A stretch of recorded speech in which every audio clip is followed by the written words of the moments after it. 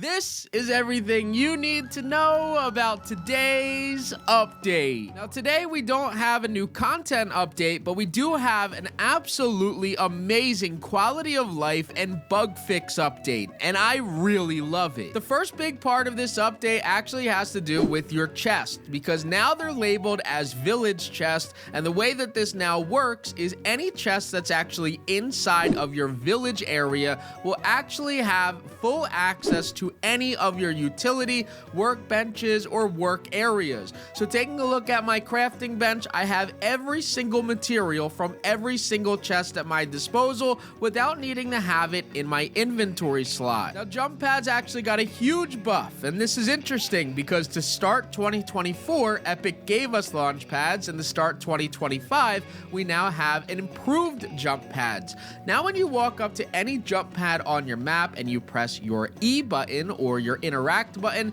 it'll change the amount of force that comes from that jump pad, which ultimately allows you to go higher and higher and even higher. And if you haven't noticed, they actually added even more jump pad respawners all across your map, and most of these, if not all of them, are already set at a maximum amount of force, which means that when you jump on them, you're going to get extremely good height, and you're going to be able to now travel using any of your gliders in order to get to the next launch pad location. On my world, I have them pretty much all lined up around the map, which is really nice to travel around. I no longer really need a vehicle, as I could just keep finding these launch pads and jumping on them at maximum force. Now, we have another feature that was just added into the game as well, but unfortunately, while trying to use my new vehicle that I built, you're actually not able to use balloon propulsion anymore. This just allowed you to get maximum speed by using activated balloons rather than using thrusters,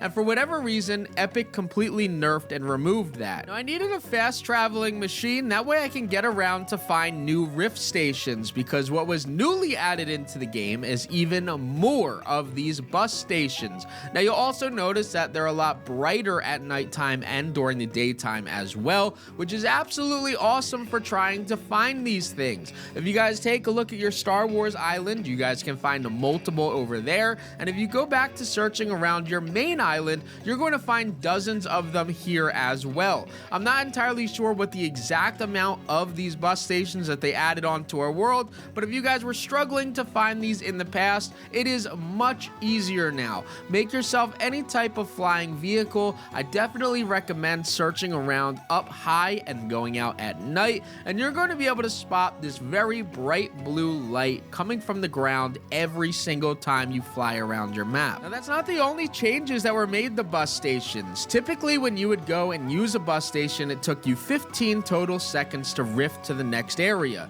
And if you have a friend on your world, it's still always going to be 15 seconds. However, one of the new changes made is if you're on your world and you're completely solo and you go to use your rift station, it's only going to take 5 total seconds now. So officially, the bus stations or the fast travel is actually fast. You get to move very quickly now, no longer waiting 15 seconds. If you're on your world solo, you will only wait 5. Now, if you haven't already, make sure that you join my Discord server at the top of the description down below, because we post every single tip, trick, and glitch that has made it past this patch. We also make sure to post every secret that has come inside of this update before it goes out on YouTube, because it takes me a lot of time to put these videos together. So if you want your information a little bit faster, click the link at the top of the description. Now, I watched other content creators' videos covering the update today, and every single person missed this. The good luck charm and using your shovel in different biomes is finally worth it.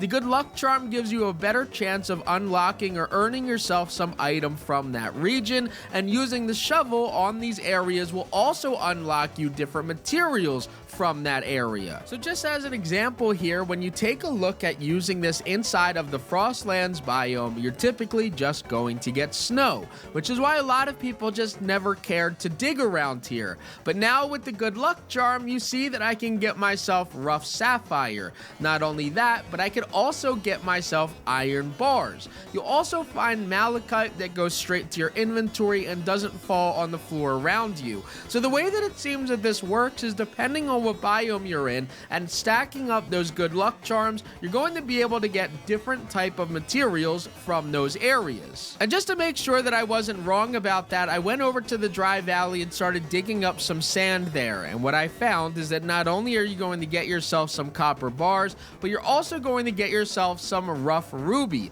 Inside of the ground, you're also going to earn yourself some copper and different type of seeds, but you're only really here because you want the ruby and the copper bars. It's a really nice passive way to earn yourself different type of materials. Now, a very small change, but actually pretty useful, is these poppers actually got a new glow effect to them. So now when you take a look, you see that they have this very bright, almost red color to them, which makes it a lot easier to see them. So when you're fighting the Storm King or traveling around the storm area, you're going to be able to see these stick out like a sore thumb. Now, if you guys have completed the Storm King area of your map and got a level 10 Storm Chasers village, you guys need to go back and talk to Carl Ruckus, because he actually has an IOU out for you, and he gives you a ton of materials today. That's going to be 3 Eye of the Storm, 3 fruit pies, 8 blast powder, 1 slurp launcher, 1 storm rune tome book, 1 green health charm, and 2 batteries.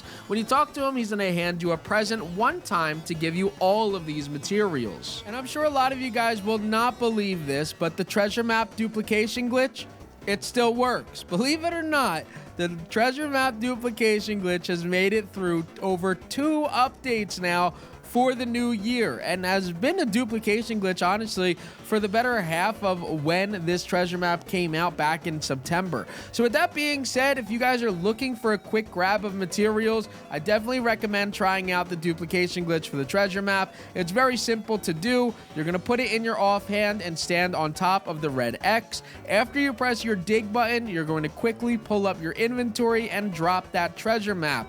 After you've done this, you're then going to use your pickaxe and then just slam down on that item. But I want to hear from you guys and what your thoughts are on this update. I know it didn't give us any content, but as far as quality of life goes and fixing the major bugs and issues that are within the game, I thought this was a pretty flawlessly executed update.